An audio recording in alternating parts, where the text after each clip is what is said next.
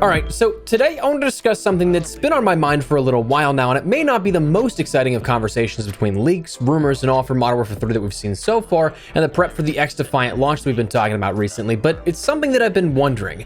What in the world is going to happen to DMZ come November and December? What does the future look like, if there's any at all, for DMZ in Modern Warfare 3 and Warzone? Do we see the continual support for it? Do we see DMZ reshaped and remolded into something else? I think that while it doesn't get the near attention the BR does in the marketing perspective, the content itself I think gets perhaps the most in terms of substantial updates each season. But even though not all eyes may be on DMZ, I'd say that it's built out a pretty large following and diehard audience at that. I'd go so far as to say that it's kind of a cult hit. And I find that you'll either see people being like, nah, I don't play DMZ at all, or people being like, that's all I play. So what's the future hold? Today, I want to discuss some thoughts with you on the future and let you know some things for consideration. So as we go along, drop your thoughts down below. What do you think will happen with DMZ, and do you think there will be a DMZ this time next year? If you enjoyed the video, you find it at all insightful, do me a favor and drop a like on it. And if you're new to the channel, consider subscribing to stay there with all things Modern Warfare 3, X-Defiant here, upcoming probably sooner, as well as some other stuff that we might be getting ready for the second channel to kickstart once again. If you enjoy any of that stuff, if you're interested in joining the community, I'd love to have you. Finally, check out my friends over at G Fuel. Code Espresso gets you 30% off certain items like Hype Sauce tubs, MS Melon, and Hibiscus tea tubs, as well as starter kits in the month of July, but more on that a little later. For now, let's jump into the discussion on what the future may hold for DMZ, if there is a future. And firstly, I want to preface this by saying that I do hope there is a future. DMZ is a lot of fun, and it's a more sandbox mode than anything we've seen in COD really before. Outbreak kind of up there as well, but I mean, it's an entirely different vibe, if that makes sense. I really enjoy it as somebody that likes to go and try and complete as much stuff as possible. I feel like the last couple of years, I've really turned into like a completionist where I care more about actually grinding something out and having a purpose rather than just jumping on and playing, if that makes sense. So DMZ, while I have not been able to keep up with it as much since the last refresh here, it is something that is still a ton of fun to play whenever I get that opportunity to. But there is one core problem here that Call of Duty has tried to tackle in the last couple of months by comparison to things like multiplayer and Warzone. That is a lack of revenue streams. And sure, to us players, that's pretty great. It's, for the first time, something that was relatively untouched by intrusive cosmetic offers or something like that, where the shop really wasn't something that was advertised too much when we jumped in and played DMZ. I don't know if it's just me, but it felt like when I jumped into DMZ, it was a more pure play space per se. I don't know if it's just me, but I feel like the perception on my end is that you're gonna see more stuff peddled in terms of microtransactions in multiplayer and Warzone. DMZ just felt relatively untouched.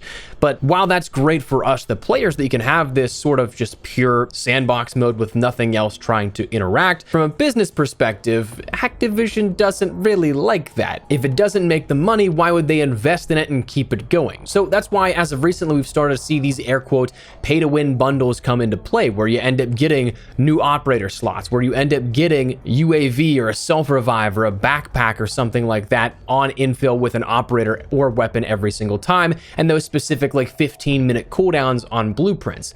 That's why that stuff was introduced, to try and monetize DMZ to the point where they were getting anything on a return on investment with that. DMZ, as we had it, was not doing anything other than just being a sandbox mode for players, which, again, from a player perspective, is awesome. But for the same exact reasoning as why we're seeing a Modern Warfare 3 this year instead of just new seasonal content for year 2, Activision likes that money. So if it's not going to make them it, are they going to renew it for another year of support? And more so over, even independent of the return on investment monetarily speaking, who would take up the mantle for development on this? Because Infinity Ward is still actively developing DMZ. It seems like, by all accounts, this has kind of been their baby for the last 4 years or so. It's already been on record that this was something they wanted to put into Modern Warfare 2019, but it wasn't ready, wasn't even close, and so therefore they ended up doing Warzone, and then we ended up seeing DMZ coming later on in Modern Warfare 2 and Warzone 2. So if Infinity Ward is still actively developing, and like I said, I also think that for the most part, the larger substantial updates more continuously happen within DMZ versus Warzone versus MP. I mean, we've had Koshi Complex and Building 21, two large areas in DMZ built out, and we've only seen 3 original multiplayer maps for core multiplayer. So like, you can see that 1-to-1 might not be exactly what should be happening there, but it is indeed. So you can see that there's a lot of focus going into DMZ. We just had recently a bunch of different overhauls in the systems that, fundamentally speaking, change how you interact with the menus, the UIs, the actual in-game challenges and things like that, all your loot. So Infinity Ward is still very much so hands-on with this, but the question then turns to what happens after this year of support. If Sledgehammer's taking over year 2 to do post-launch, we still have Raven working Warzone.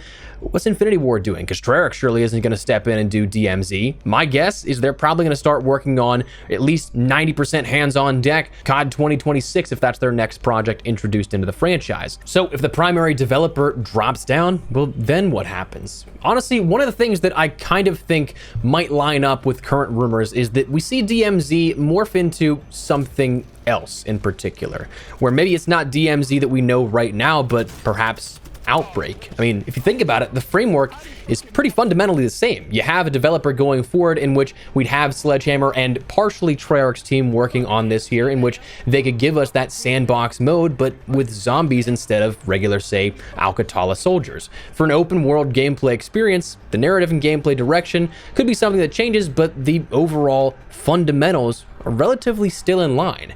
The only big problems I think though is that DMZ is in Warzone, an application that wouldn't be as simple as let's put that in our game. It would have to be an upheaval of existing experiences that we have right now, changing things, whether that be simply just somehow dragging and dropping, changing the AIs to zombies instead of regular soldiers. But I mean, regardless of that, I do personally hope that some iteration here stays of this. I've said it from the beginning, especially with the beta tag, there is so much more that could be done here for DMZ. I've said it from the very beginning. I know that they introduced the wallet as of recently, but like, I would also love to see that wallet be something that allows players to earn stuff out of game as well, whether that be attachment customization or certain items that you can end up infilling with to go in and purchase out of game, like maybe a UAV with in-game currency, not real currency, whether it be something like a backpack upgrade, a vest upgrade, or something like that for an upcharge instead of buying it in world or crafting for it in world at an upcharge just with stuff that you exfilled. Also, I'd love for there to still be something that allowed you to say unlockable universal camos or blueprints that are sort of like career rewards, where it takes maybe $50 million extracted cash to get your tier 1 camo reward and 100 million after that. So it's something you have to actually grind for. But like, imagine that. That'd be so much cooler, I think, and add a whole different layer, a genuine economy to stuff here that, again, just that beta tag, giving up on it so soon would be, I think, detrimental to the potential of it. There is so much that could be done to make this an easily accessible game that gives Call of Duty almost a stranglehold on a certain aspect of the extraction genre. Not the whole thing, because it checks many boxes for casuals and grinders, but it's never going to be a milsim. It's never going to be a hardcore game like Tarkov. It's never going to be something like that, but it can be something that's the easy stepping stone and base entry to go further into that. It's like finding a new genre of music you like. You probably hear the most popular artists of that, but then when you dig a little deeper, you find those niches and those really like underground artists that you come to love. That's what Call of Duty could do for the extraction-based genre, and I think that'd be really cool.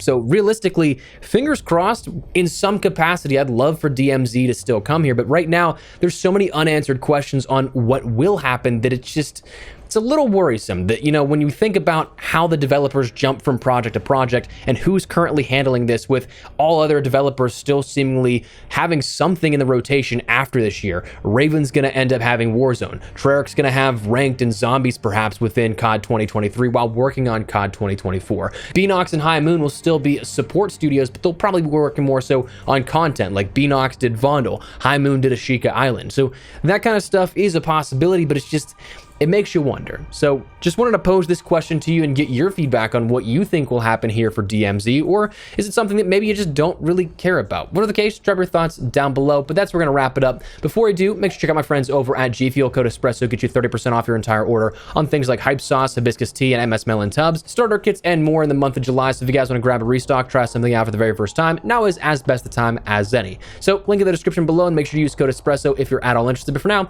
that's what we're going to call it. So again, drop your thoughts down down below. If you enjoyed the video, you found it at all insightful, do me a favor and drop a like on it. And if you're new to the channel, consider subscribing to stay up to date with all things DMZ, all things X-Defiant here ahead of the full release of that game, the full reveal of Modern Warfare 3 upcoming. We'll keep you up to date with a ton of stuff here in regards to FPS content. I'd love to have you in the community, but for now, that's what we're gonna call it. Thanks so much for watching. Mine has been Espresso. I'll see you later. Take care and peace.